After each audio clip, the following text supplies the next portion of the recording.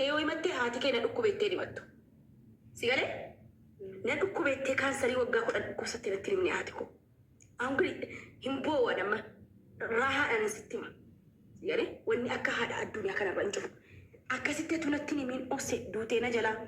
Si galee duutee maal dhukkubsattee birrii naanqatee boohee namni na gargaaree ani kadhattuu lammaanyiin ture beekan lammaanyii ከዛን በቃ isin gaafa duutus natti dukkanaa'e okay ከዛን ብይ ኦርማና ታውድዴ hiriyootiin koneerumu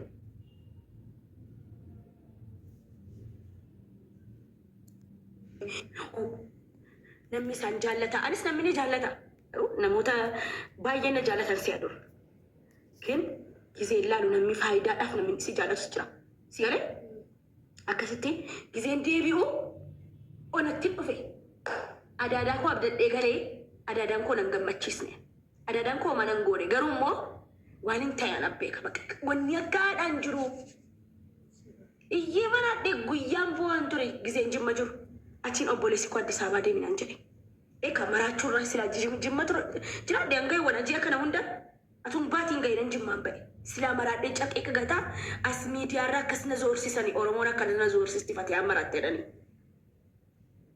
Haati kee haadha waan hin fadhu himadheen beekuun waan na feesisu ergan Itoophiyaa galee eenyutti himadhe haadhatti himatani bar amma laa engadda as dhufee obbolaa kootti waa himadheennaan engadda waan hin fadhanaa erganii walisoodha amboodha namni itti himadhu dhabe waan na feesisu dila kana si galee haati gaafa biyyaa baatu haadha kootiif jedhi ba'i hin turiin achi umrii kee fixiin gaafa xiqqoo dalagdee jette haadha keetti deebi'i.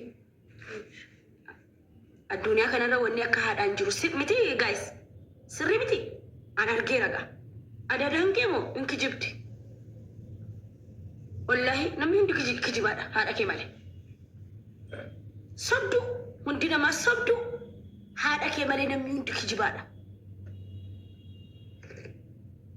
Birriin hin qabneen birriin kadhadhee dhufeen mucaa daadaa kooti silkii bitee fi dhufennaan sharmuu xaanaan jedhee na arrabse. Xaara daadaa kootis ni garee kadhattee fidde naan jedhe kadhattee birrii fidde naan jedhe silkii fidee fi